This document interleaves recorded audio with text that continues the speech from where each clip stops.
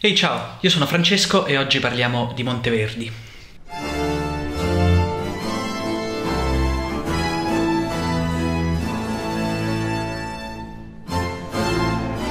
Siamo a cavallo tra 500 e 600. Monteverdi è soprattutto un grande innovatore e sperimentatore. L'evoluzione stilistica della musica di Monteverdi ci racconta il passaggio dall'armonia rinascimentale alle inquietudini del manierismo, alla teatralità del barocco. Monteverdi esordisce con alcuni libri di madrigali che guardano alla tradizione rinascimentale, animati da un senso di vaghezza e leggiadria all'insegna della regolarità polifonica rinascimentale. Ascoltiamo Baci soavi e cari dal primo libro dei madrigali.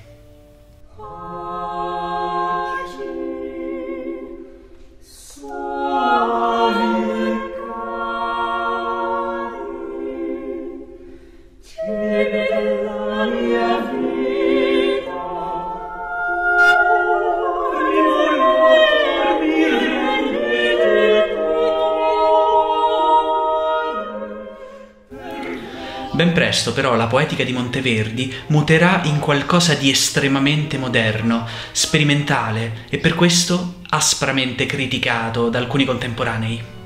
Monteverdi sarà il primo grande autore della modernità. Di origine cremonese, a 23 anni viene assunto come violista alla corte dei Gonzaga a Mantova. A corte farà carriera, diventando in poco tempo maestro di musica del duca Vincenzo.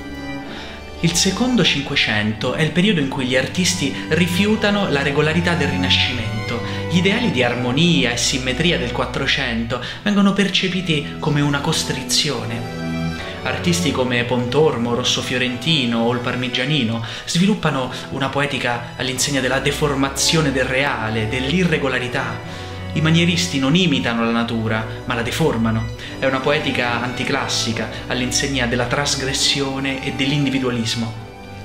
Monteverdi a Mantova osserva la Sala dei Giganti di Giulio Romano, conosce la poesia di Tasso e elabora una propria maniera estremamente innovativa e destinata a lasciare il segno. Sentite che meraviglia! Come sei cuore di questo che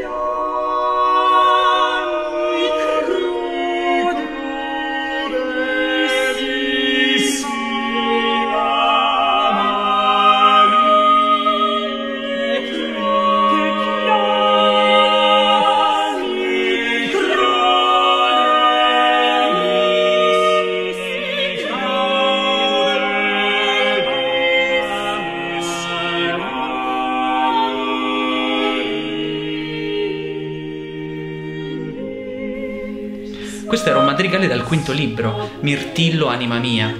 Avete sentito la distanza rispetto allo stile classico del primo libro? Come sentite siamo molto distanti dall'ideale rinascimentale di Bello. È uno stile questo animato da una profonda inquietudine e da un uso modernissimo della dissonanza. Il Cinquecento è un periodo drammatico. L'Italia è sconvolta dalle pestilenze e dilaniata dal conflitto. Le grandi monarchie europee combattono sul suolo italiano una lunga guerra di predominio. Nel 1527 i Lanzichenecchi mettono a sacco Roma. Lutero mette in crisi l'autorità della Chiesa. È un momento di perdita di certezze. Nelle tinte fosche di El Greco, nelle linee spezzate di Rosso Fiorentino, i manieristi esprimono la crisi politica e sociale del proprio tempo, attraverso uno stile estremamente moderno, angosciante, che anticipa quasi gli esiti dell'espressionismo. Monteverdi esprime musicalmente queste tendenze con uno stile così innovativo, drammatico e con un uso così spregiudicato della dissonanza da meritarsi le critiche di alcuni contemporanei.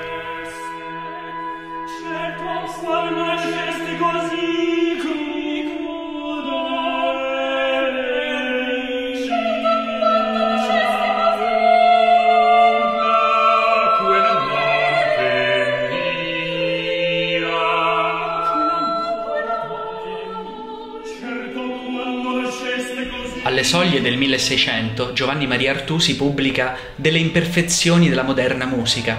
Artusi è scandalizzato dalle ultime composizioni di Monteverdi, che si allontanano dalla regolarità della tradizione rinascimentale incarnata da Palestrina. Artù si attaccherà ferocemente Monteverdi in ben 2 opere. Dirà che queste nuove musiche sono fatte alla Mengona. Le musiche di una volta creavano effetti meravigliosi, queste invece fanno delle minchionate. Alla polemica parteciperanno Monteverdi, suo fratello, un commentatore anonimo che si definisce l'ottuso accademico ed altri intellettuali. La polemica lascerà un segno. Persino Verdi, nel XIX secolo, in una lettera a Boito, sconsiglia ai giovani lo studio di Monteverdi perché, secondo lui, disponeva male le parti del contrappunto. Monteverdi invece risponde alle critiche definendosi il portavoce di una nuova seconda pratica, un nuovo modo di scrivere musica, moderno, che si distanzia dalla piatta regolarità artigianale del Rinascimento e si proietta verso uno stile personale, appassionato, sperimentale, dissonante, in cui l'orazione, cioè la parola, è padrona dell'armonia, e cioè in cui si dà risalto all'espressività, a discapito persino delle regole compositive del contrappunto tradizionale rinascimentale, che Monteverdi percepisce come una costrizione. Ebbi un ruolo chiave nel creare uno dei capolavori dell'arte occidentale. Michelangelo, di un po', quant'è che finisce? Ehi, vuoi una cosa rapida? Vai da Raffaello, bellezza. L'artista non era mai soddisfatto. Finora abbiamo parlato solo di madrigali, ma il fatto è che il madrigale è il genere di riferimento nel Rinascimento, un genere destinato ad essere eseguito non davanti a un pubblico, ma soprattutto tra amatori, in una situazione intima e conviviale. Nel corteggiano di Castiglione, saper cantare bene un madrigale è una delle caratteristiche del gentiluomo di corte. Guardate queste preziose posate della fine del Cinquecento che contengono le varie parti di un madrigale da cantare prima del pasto. Erano altri tempi e c'era un floridissimo mercato per questi libri di madrigali. Il passaggio tra 5 e 600 è un periodo di intensa sperimentazione. Bacone mette a punto le sue tavole, parla di experimentum crucis. Nel secondo Cinquecento Andrea Vesaglio fonda l'anatomia moderna sull'osservazione sperimentale. Nel 600 Torricelli fa i suoi esperimenti con il mercurio e inventa il barometro. Anche l'arte, come abbiamo visto, mette in discussione il suo rapporto con la tradizione e sperimenta nuove tecniche e nuove soluzioni. Tutta l'opera di Monteverdi è segnata da un continuo lavoro di innovazione e sperimentazione a fini espressivi. Lentamente, attraverso i suoi libri dei madrigali, osserviamo il passaggio dal manierismo al barocco. Le voci si riducono a 2 o 1 e nel 7° libro l'atmosfera e lo stile cambiano radicalmente, ancora una volta. Ascoltiamo qualcosa.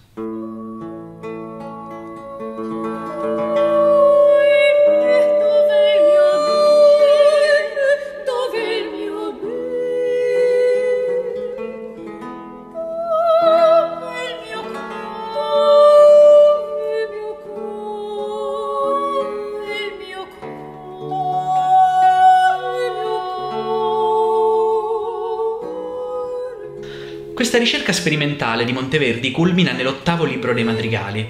Il compositore inaugura lo stile concitato. Per la prima volta in musica compaiono sentimenti legati alla rabbia, alla guerra, all'eroismo. Nell'8° libro è presente il combattimento di Tancredi e Clorinda su testo di Tasso, una composizione in cui Monteverdi sperimenta sonorità innovative, di stampo, di sapore quasi rumoristico.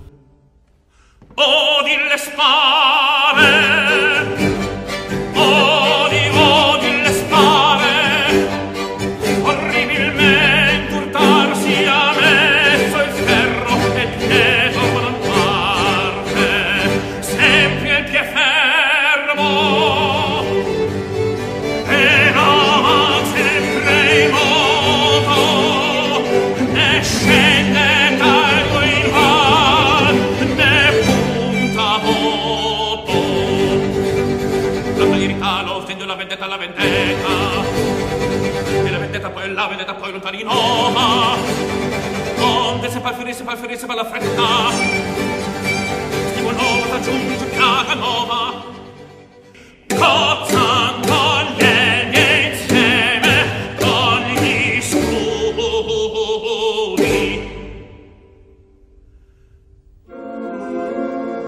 E adesso? No. perfetto! Ora potresti proteggere il tuo investimento con uno strato trasparente. Fammi parlare con mia moglie.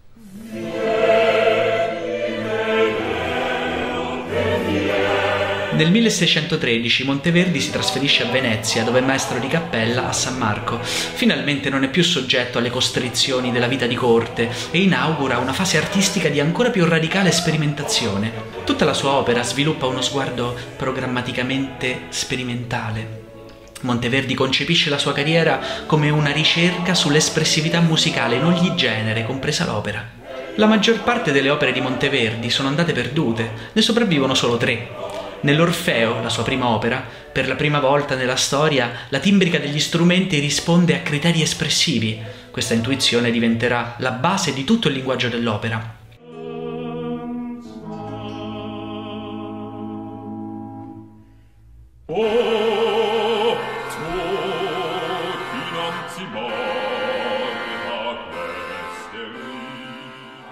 Quando Orfeo scende negli inferi, subentrano strumenti scuri, dal suono aspro e misterioso, per connotare le atmosfere tipiche degli inferi.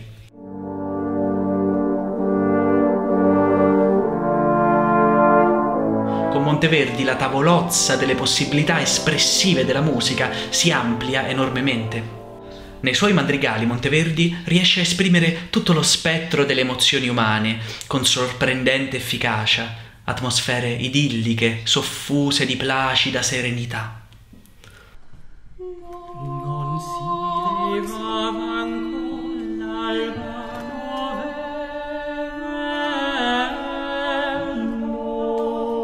non si levava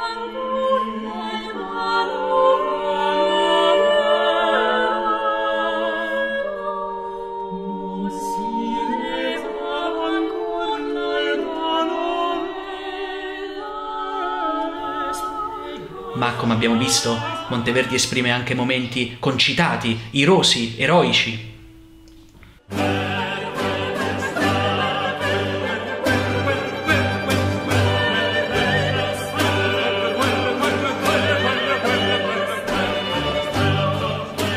Ci sono passaggi intarsiati da splendide miniature naturalistiche e pervasi dalla forza vivificante della primavera.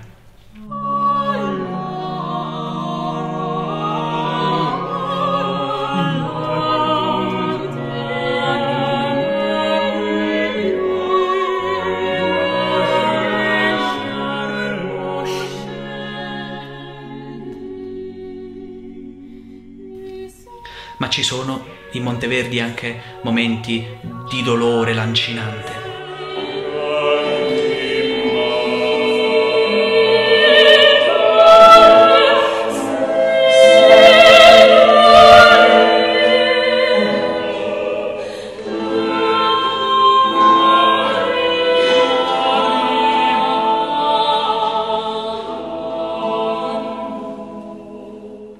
Nelle linee vocali di Monteverdi sembra che nulla sia posto a caso. Ogni elemento musicale e compositivo è inserito in una logica semantica e asservito all'espressività.